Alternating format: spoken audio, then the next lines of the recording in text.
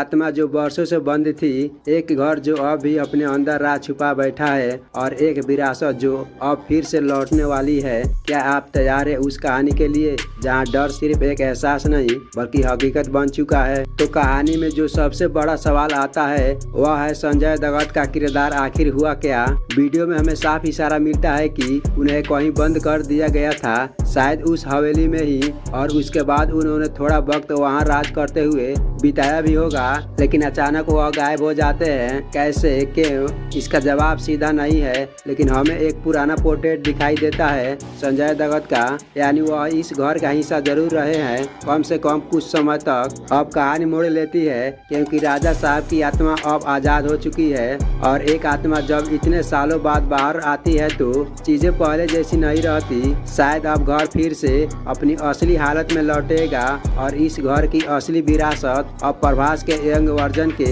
हाथों में जाएगी। शायद शुरुआत में वह इस विरासत को अपनाने से मना करेगा क्योंकि ये घर हॉन्टेड और डरावने है, लेकिन धीरे धीरे वह समझेगा कि यह उसका हक है। तो वहीं अब बात करते हैं उस आखिरी सीन की जहां हमें वही पुराना कमरा फिर से दिखाया जाता है। दादी अम्मा की एक बड़ी तस्वीर, कैंडल्स और अचानक से कुछ तेज रोशनी में बदल जाता है। यही कमरा हमने टीजर की शुरुआत में भी देखा था, तो ये हो सकता है एक सर्कुलर मोमेंट हो जहां कहानी वहीं से फिर से शुरू होगी जहां से छुटी थी, और ये पुराना सीन शायद फिल्म के पोस्टर, क्रेडिट या क्लाइमेक्स का हिस्सा हो। अब बात करते हैं उस हेटोक्रोमेटिक चुड़ैल की, दो अलग रंगों की आंखें, डरावनी शक्ल और सीजीआई इफेक्ट। देखो, मुझे जंप स्केयर अच्छे लगते हैं क्योंकि वह अचानक डर और सस्पेंस बनाते हैं, लेकिन जब साफ दिखे कि भूत सीजीआई से बना है तो डर नहीं लगता बल्कि उल्टा फनी लगता है। लेकिन शायद यह सिर्फ ट्रेलर का हिस्सा हो और इस फिल्म में अगर इसे और रियल और मीनिंगफुल बनाया जाए